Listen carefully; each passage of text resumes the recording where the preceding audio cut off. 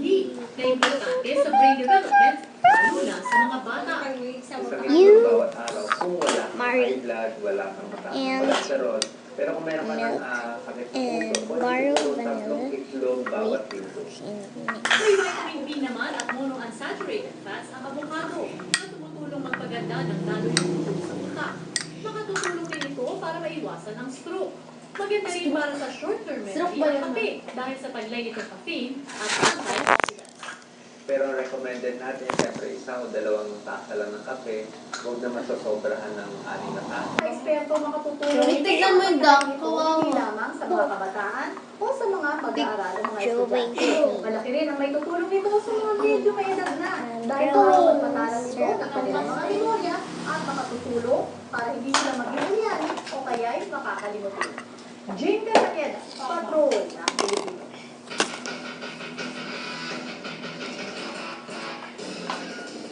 Posibleng hindi makasabak sa Junior World Championship sa Bulgaria ang Pinoy Olympian skater na si Michael Martinez. Kung bakit alamin sa pagpapatrol ni Diana Castillejo. Excited to step on the ice already. Pero alalay sa katawan si Michael. Masakit pa rin daw kasi ang ilang injury, lalo na ang lumang injury sa tuhod dahil sa sunod-sunod na bagsak sa practice. Depende sa mararamdaman sa mga susunod na araw, posibleng mag-withdraw si Michael sa World Junior Championship sa Bulgaria. It's too short. I've been practicing for months. I don't know. So for me, I'm just doing it for 10 days. Tumutulong kay Michael ang dating US Olympic coach si Scott Wendland. Matapos ang training sa Sabado, magbibigay ang coach ng rekomendasyon kung dapat bang sumabak si Michael sa World Juniors na magsisimula sa March 11. We're going to see how he's doing for preparing for Junior Worlds right now. And I know he was 5th last year at Junior Worlds. Kung si Michael ang tatanungin, gusto niyang lumaban sa Bulgaria. Pero pinag-iisipan din ng kanyang nanay Teresa kung ano ang mas makakabuti sa skating career ng anak.